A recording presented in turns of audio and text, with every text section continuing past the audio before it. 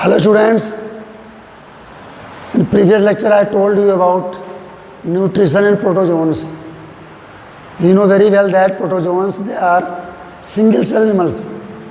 But now today I am going to teach you about nutrition in human being. As we all know that human being is an omnivorous organism. We take plants, plant products as well as animal products also. Meat, flesh, eggs. So we are omnivores. For that we have well complex digestive system. So in this chapter, in this topic, I have to told you about the human digestive system, which consists of two parts. One is the human alimentary canal, a long tube start from mouth and to the anus, known as human alimentary canal. And second is associated digestive glands. So human digestive system consists of two parts. One is the human alimentary canal start from mouth and end to the anus. And second is the digestive glands. First of all, I want to tell you human alimentary canal. Human alimentary canal starts from the mouth. This is the mouth. Then buccal cavity. In the buccal cavity, we have three pairs of salivary glands. One is the parotid. Parotid is found near the ear. Second is the sublingual. Just sublingual gland present just below the tongue, and submaxillary salivary gland present just below near the maxilla. Maxilla में से जबड़ा जो आपका होता है यहाँ पर आता है. So three pairs salivary glands होती हैं. They secrete salivary juice, and salivary juice digest the complex starch into a simple maltose. I will tell you later on. In next lecture I will tell you digestion. In this lecture I will tell you the structure of alimentary canal and associated glands. The alimentary canal start from the mouth. Mouth just open in a cavity known as oral cavity or buccal cavity. This is oral cavity. This is oral cavity. In the oral cavity there is one tongue and teeth, and oral cavity lead into the common tube. This is pharynx. Pharynx is the common tube for respiratory system, सांस लेते हैं हम, and digestive system, दोनों common होता है. And finally, this is respiratory system go to the trachea and to the lung, and the digestive system go to the esophagus. एक आपकी tube होती है, एलिमेंट्री ट्यूब जो नैरो ट्यूब होती है, अबाउट 25 सेंटीमीटर लॉन्ग होती है, ये होती है esophagus. And esophagus lead into the J-shaped stomach. This J-shaped stomach. J-shaped stomach. This stomach wall contains the gastric glands. When the food from the mouth, in the mouth, you know very well, there are two types of digestion. One is the physical digestion, in which the food is masticated, chewed by the teeth, and second is the salivary amylase, second is the saliva, known as ptyalin, enzyme known as ptyalin. They digest the starch, convert into simple maltose. And after chewing the food become paste-like. With the saliva it become lubricate, known as chyme, known as bolus. And that bolus comes in the stomach. Stomach is J-shaped structure and its muscular wall. It churn the food and make the paste, and the same time gastric gland secrete the gastric juice. I told you कि हम इसके बाद बताएंगे आपको इसका digestion, gastric juice में कौन कौन से एंजाइम्स होते हैं, वो क्या क्या ब्रेक करते हैं. I will tell you later on in next lecture. In this lecture you have to know about the structure of the alimentary canal and associated glands. तो एलिमेंट्री कैनाल में आपका पहुंच गया stomach. Stomach is J shape structure, J shape का दिखाई पड़ता है, जे shape का है. और इसकी वॉल में देखिए दिखाई पड़ रहे glands known as gastric glands. This gastric gland secrete the juice known as gastric juice. Gastric juice में बहुत सारे एंजाइम्स होते हैं जो कि इनएक्टिव फॉर्म में होते हैं, और वो आपको हम बाद बताएंगे next lecture. And this J shaped stomach lead into the intestine, long intestine about 20 feet long, well coiled. ये कम दिखाया मैंने आपको, समझ में बहुत क्वाइल्ड होता है, टू मच क्वाइल्ड, या क्वाइली मैंने कम दिखाई आपको है। तो this is the small intestine start duodenum, U shape duodenum, then this is jejunum and last the ileum. In small intestine जो होती है वो 3 पार्ट में होती है। Duodenum 25 centimeter long, jejunum this is 2.5 meter long and ileum 3.5 meter long. In this way आपके small intestine के 3 part हो गए, और स्मॉल इंटेस्टाइन से भी निकलते हैं इंटेस्टाइनल जूस, जो कि मैं आपको बाद बताएंगे जब पढ़ाएंगे। तो this is the small intestine consist of 3 part, jejunum, duodenum and ileum. Duodenum is 25 centimeter long, jejunum is 2.5 meter long and last में इलियम होता है जो 3.5 मीटर लॉन्ग होता है। तो this is small intestine. Small intestine में ही इधर आपका लीवर जो हमारे बॉडी का लार्जेस्ट ग्लैंड होता है, ये लीवर लीड करता है इन बाइल डक्ट, इसको जो लीवर के सिक्रेशंस होते हैं, बाइलिरुबिन, बाइलिवर्डिन एंड बाइल जूस जो लीवर से निकलते हैं, जो बात बताएंगे आपको। ये बाइल जूस निकलता है लीवर से, आकर के कलेक्ट होता है किसमें, बाइल ग्लैंड में। Bile juice get collected in the bile gland and when the food come in the small intestine, bile gland या गाल ब्लैडर कहते हैं इसको हम, gall bladder contract and bile juice come in the small intestine and digest the fat. जो food का fat part होता है, fat जल्दी से डाइजेस्ट नहीं होता है, एमल्सिफाइड होता है, उसका एमल्सिफिकेशन करता है और फिर उसको बनाता है फैटी एसिड एंड ग्लिसरॉल, वो आपको पढ़ाएंगे। तो ये आपका बाइल, ये लीवर से निकल गया आपका बाइल जूस, और पिगमेंट निकलते हैं बाइलिरुबिन, बाइलिवर्डिन। गाल ब्लैडर में बाइल जूस इकट्ठा होता है, स्टोर होता है। बहुत लोगों के गाल ब्लैडर खराब हो जाते हैं, तो गाल ब्लैडर में स्टोन हो जाता है, तो उनको गाल ब्लैडर को रिमूव करना पड़ता है। तो उनके लिए डॉक्टर कहते हैं खाना आप स्टेप वाइज खाते रहिए, एक साथ ना खाइए, धीरे धीरे खाइए। क्यों? क्योंकि बाइल जूस निकलता रहता है लीवर से और स्टोर नहीं हो पाता है। जब स्टोर नहीं होता है तो खाना आने पर तुरंत नहीं एक्शन कर पाता है, इसलिए जब खाना हल्का खाते रहते हैं तो बाइल जूस लीवर से आता रहता है और डाइजेशन करता रहता है। यहीं पर आपका एक पैंक्रियाज होता है, pancreas also digestive gland. Pancreas हमारा जो होता है it is mix gland, mix in the sense ये एक तरफ होता है एंडोक्राइन ग्लैंड, एंडोक्राइन में से हार्मोन निकलते हैं, और दूसरे तरफ होता है एक्सोक्राइन ग्लैंड। एक्सोक्राइन मीन्स ऐसे ग्लैंड जिसमें डक्ट होती है, नलियाँ होती हैं, इसके बाद नली होती है और ये एंजाइम निकालता है पैंक्रियाटिक जूस, और पैंक्रियाटिक जूस हमारे फूड जो वहाँ से आते हैं स्टमक से, उनका डाइजेशन करता है। और फाइनली फूड का कंप्लीट डाइजेशन आपका होता है स्मॉल इंटेस्टाइन में। स्मॉल इंटेस्टाइन के बाद आता है आपका जंक्शन जहाँ से लार्ज इंटेस्टाइन स्टार्ट होती है। लार्ज इंटेस्टाइन क्यों कहते हैं? ये चौड़ी होती है, 6 सेंटीमीटर चौड़ी होती है विथ, इसका विथ होता है 6 सेंटीमीटर होता है, जबकि जो स्मॉल इंटेस्टाइन है वो नैरो होती है, 2.5 सेंटीमीटर ओनली, पतली होती है, इसलिए इसको स्मॉल कहते हैं। जबकि बहुत लॉन्ग ट्यूब होती है, लॉन्ग ट्यूब क्या कहा, 20 फीट लॉन्ग होती है, और जबकि large intestine 5 to 6 feet long खाली होता है। तो लार्ज तो होती है स्मॉल इंटेस्टाइन, लेकिन वो नैरो होता है, इसलिए उसको हम बोलते हैं स्मॉल इंटेस्टाइन। और लार्ज इंटेस्टाइन वेस्ट का वेथ ज़्यादा होता है, मोटा होता है, इस वाइज अबाउट 6 सेंटीमीटर वेथ होती है, इसकी मोटाई होती है, तो इसको हम लार्ज इंटेस्टाइन कहते हैं। इस सीकम से स्टार्ट होता है, सीकम से जंक्शन जो कंट्रोल करता है फूड को स्मॉल इंटेस्टाइन से आने के लिए। और इसके यहीं पर एक स्ट्रक्चर होता है जिसको हम बोलते हैं बर्बी फॉर्म अपेंडिक्स।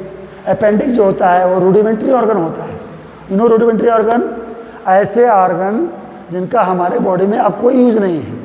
हम मानते हैं कि पहले एंसेस्टर्स हमारे थे, हमारे पूर्वज जो थे वो घास फूस खाते थे, और घास में, हर्थ में, प्लांट में सेलुलोज होता है, और इसमें कुछ बैक्टीरिया होते हैं, वो बैक्टीरिया सेलुलोज का डाइजेशन करते हैं, है ना। तो ये एक्चुअली हमारे बॉडी में ऐसा कुछ है नहीं, हम omnivorous हो गए हैं। सो दैट्स वाई ये अपेंडिक्स जो होता है मोस्टली रूडिमेंट्री होता है, और बहुत लोगों को अपेंडिसाइट हो जाता है, दर्द होता है पेटों में, बहुत हैवी पेन होता है, उसे अपेंडिसाइट कहते हैं। उसको बाद डॉक्टर जो है इसको रिमूव कर देते हैं बाद में। और फाइनली ये लार्ज इंटेस्टाइन स्टार्ट होता है सीकम, देन कोलोन कहते हैं, बड़ी सी डेलिकेट कोलोन कहते हैं इसको, लार्ज इंटेस्टाइन। और उसके बाद इसमें इसकी वॉल में एब्जॉर्प्शन फूड का होता है। Large intestine absorb the food को एब्जॉर्ब करता है। और सॉरी, फूड में जो वाटर होता है, फूड में तो फूड आपका एब्जॉर्ब होगा इसमें, स्मॉल इंटेस्टाइन में फूड, इसका डाइजेशन होगा स्मॉल इंटेस्टाइन में, और एब्जॉर्प्शन हो गया, जो कि हम बताएंगे आपको, इसके फंक्शन में बताएंगे। अब लार्ज इंटेस्टाइन में जो फूड आया उसमें वाटर जो होता है वाटर रिजर्व होता है। और फाइनली फूड आकर के यहाँ पर जो अनडाइजेस्टेड फूड है, जो फूड डाइजेस्ट नहीं होता है, that come and store in the rectum. ये रेक्टम आपका होता है 15 सेंटीमीटर होता है, ये वाइड होता है। And finally elementary canal and with the anus. तो हमने देखा कि start from the mouth and and with the anus. This is about the alimentary canal of the human being. And the next topic I will tell you digestion. Well students, in short I described you that alimentary canal starts from the mouth and end to the anus. Now just I am telling in detail. The mouth guarded by lips in front and cheek by both sides, and there is one muscular tongue. There is one muscular tongue. This is tongue.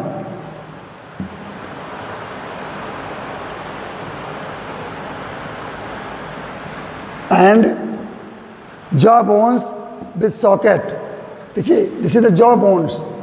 In the mouth there are teeth, and these teeth are just arrange the socket of this is socket. jaw bones के socket में teeth जो होते हैं arrange होते हैं. This is the teeth. These are teeth which is arranged in the jaw bones. ये jaw bone के socket होते हैं. Not the teeth. टीथ जो होता है, it is the hard non bony structure. The outermost जो white सा होता है दांतों में आपको इनेमल होता है, इनेमल स्ट्रक्चर होता है। And this is in there are two set of teeth in human being. There are two set of teeth, that is baby teeth which arise in the human being after 6 months. It is in number of 20 in number. And after when the person attain the age of 8-9 years, then we got the permanent teeth. The baby teeth shed after some times, they are temporary teeth. And this is the adult teeth, means permanent teeth. It is permanent. And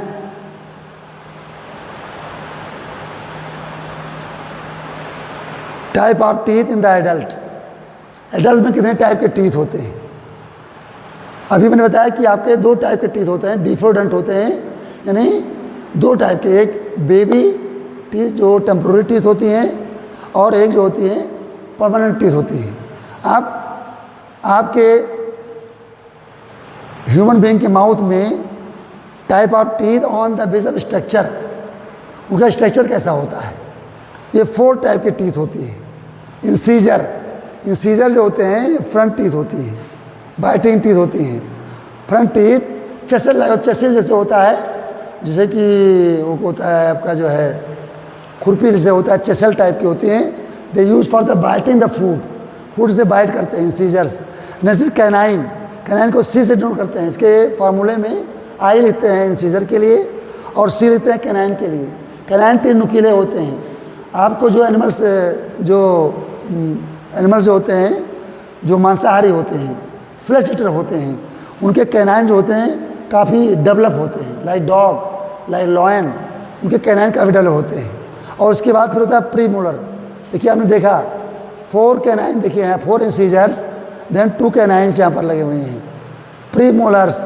इसके बाद आपके pre molars देखिए 3 इधर pre molar, and finally molar teeth जो होते हैं जबड़े में होते हैं। फाइनली इसको हम वेस्टर्न टीथ कहते हैं, वेस्टर्न टीथ कहते हैं। ये बाद में डेवलप होते हैं आफ्टर 18 ईयर्स। अभी आप लोग 18 ईयर्स के नहीं हैं, तो इसलिए आपके पास बुद्धि कमी है, ये मानते हैं। और आफ्टर 18 ईयर्स ये जो टीथ होते हैं ये मोलर टीथ डेवलप करते हैं। और इस तरीके से ह्यूमन बीइंग में, अमेच्योर ह्यूमन बीइंग में करीब 32 टीथ होते हैं, 32 दांत होते हैं ह्यूमन बींग में। और इसका फार्मूला ये होता है 2 1 2 3, यानी कि 2 incisor, 1 canine, 2 premolar and 3 molars. ये इसके फार्मूले डेंटल फार्मूला होता है अपर एंड लोअर जॉ में। 2 1 3, 3 8 2, 5 3 8, 8 one side and one side, 16, 8 one side and other one side, upper jaw 8 this side, 8 that side, तो 8 16 and 16, 32 टीथ ह्यूमन बींग में होते हैं, अमेच्योर ह्यूमन बींग में। तो इस तरीके से अब टंग जो होता है, tongue is a muscular structure. ये मस्कुलर स्ट्रक्चर होता है, फूड को मिक्स करता है, लुब्रिकेट करता है, जो सलाइवा निकलता है उसे लुब्रिकेट करता है, लुब्रिकेट करके और ये आगे भेजता है। और इसके ऊपर जो हमारे देखते हैं ये lateral view of the tongue, ये टंग जो होती हैं ये आप इसमें जो है पैपली होती हैं और टेस्ट बड होती हैं। टेस्ट बड से हम लोग टेस्ट करते हैं, खाना जो खाते हैं उसे टेस्ट बड होती हैं। टेस्ट बड से हम खाने को टेस्ट करते रहते हैं, जो खाना खाते हैं तीखा है कि मीठा है कि साल्टी है, टेस्ट बड से हम टेस्ट करते हैं। अब इसके बाद माउथ में ही ये देखिए, माउथ में salivary, I told you earlier also, salivary gland से सलाइवा आते हैं। सल्वरी ग्लैंड आपकी जो होती हैं पैरोटिड ग्लैंड जो नियर ईयर होती हैं, submaxillary and sublingual glands जो फूड को मिक्स करती हैं। फूड बन गया बोलस, और बोलस से आगे बढ़ गया फूड, आ गया यहाँ पर फायरिंग्स में आ गया। ये firings, this is firings, and firings से फिर ओसोफेगस, ओसोफेगस को हम विंड पाइप भी कहते हैं, wind pipe. And firings is the common tube for the respiratory system and digestive system. जब खाना खाते हैं, देखिए खाना खाते हैं तो ये आपका ये एपिग्लॉटिस कहते हैं इसको, epiglottis, epiglottis, epiglottis close the respiratory tract, जिससे खाना आपका खाली डाइजेस्टिव ट्रैक्ट में जाता है, रेस्पिरेटरी ट्रैक्ट यहाँ बंद होता है। इसीलिए खाते समय बोलते हैं, खाते समय बोल देते हैं कि खाते समय कहते हैं कि बोलना नहीं चाहिए। Why? Because when we speak our epiglottis get open and food in spite of passing to the digestive tract, digestive system, it go to the respiratory tract and that cause a trouble. So that's why ये कहता है कि खाते समय हम silent रहें। अब हमारा फूड जो है देखिए ओसोफेगस से पास हो रहा है, ये what the movement, this is known as peristaltic movement कहते हैं इसको, peristaltic movement. Food in the oesophagus passes by the vibrating by the constriction and relaxation of the esophagus wall। एक कॉन्ट्रैक्ट होती है, रिलैक्स होती है, कॉन्ट्रैक्ट होती है, रिलैक्स होती है, तो कॉन्ट्रैक्ट रिलैक्स होने से फूड आगे बढ़ता है, and this is known as peristaltic movement.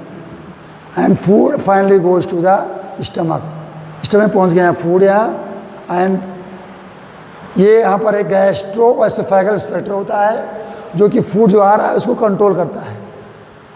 जब आप फूड आता है तो ओपन हो जाता है, फिर बंद हो जाता है। गैस्ट्रो इंटेस्टाइनल में जो आपका रिसेप्टर में वाल्व होता है ये, और ये आपका फूड आ गया, गैस्ट्रोएसोफेगल रिसेप्टर जो होता है, ओसोफेगस और गैस्ट्रिक, यहाँ आपका जो है स्टमक, गैस्ट्रिक में स्टमक, तो स्टमक ओसोफेगस के बीच में ये गैस्ट्रोएसोफेगल वाल्व होता है। फाइनली फूड आता है स्टमक में। स्टमक जे शेप का देखिए दिखाई पड़ रहा है, जे शेप ऑलरेडी बताया मैंने आपको। फिर ये आपका स्टार्ट होता रहता है स्मॉल इंटेस्टाइन, स्मॉल इंटेस्टाइन का पार्ट डेड्यूनम पार्ट है जो कि पहले बता चुके हैं हम आपको। और ये स्टमक में गैस्ट्रिक एसिड यानी हाइड्रोक्लोरिक एसिड निकलता है जो इस स्टमक के मीडियम को एसिडिक कर देता है, क्योंकि माउथ में जो फूड होता है समवॉट बेसिक, और यहाँ जो हमारे एंजाइम निकलते हैं हम आपको पढ़ाएंगे बाद में, जब डाइजेशन पढ़ाएंगे नेक्स्ट लेक्चर में, तो स्टमक के अंदर जो फूड होता है, जो एंजाइम निकलते हैं वो इनएक्टिव होते हैं, है ना, प्रोपेप्सिन, प्रोरेनिन, वो इनएक्टिव होते हैं। इन प्रेजेंस ऑफ एसिड जो है निकलता है, एसिड के प्रेजेंस में वो एक्टिव हो जाते हैं और फूड का डाइजेशन करते हैं। और फाइनली ये आगे मूव करते हैं हम स्टमक, ये आपका गैस, ये stomach open into the small intestine, small intestine में स्टमक ओपन हो रहा है, ये आगे जा रहा है, जिसे कहते हैं डेड्यूनम कहते हैं, डेड्यूनम, डेड्यूनम, ये डेड्यूनम पार्ट है जो यू शेप का होता है ना। यहाँ पर दूसरा एक वाल्व होता है, स्पेक्टर कहते हैं उसको, उसको होते हैं pyloric sphincter, which control the food to pass from the stomach to the intestine, इनके बीच में लगा होता है, कंट्रोल करता है। देखिए फूड कंट्रोल कर रहा है, ये फूड कंट्रोल करता है पासिंग के लिए। Then duodenum and after that jejunum, then allium.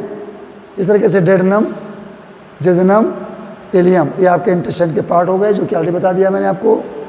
And finally it open into the large intestine, small intestine open to the large intestine, large intestine दिखाया गया है। And finally large intestine open to the anus. So this is about the structure of alimentary canal and associated glands. Gland बता दिया मैंने आपको, liver और pancreas और bile glands. 3 glands यहाँ पर होती हैं, bile gland the mouth and liver and pancreas, they open in the small intestine. So this is about the alimentary canal of human being. This is the end of the structure of alimentary canal. In the next lecture I have to told you about the digestion in the human being from mouth to the small intestine and absorption of the food in the large intestine. Okay, thank you very much. Bye.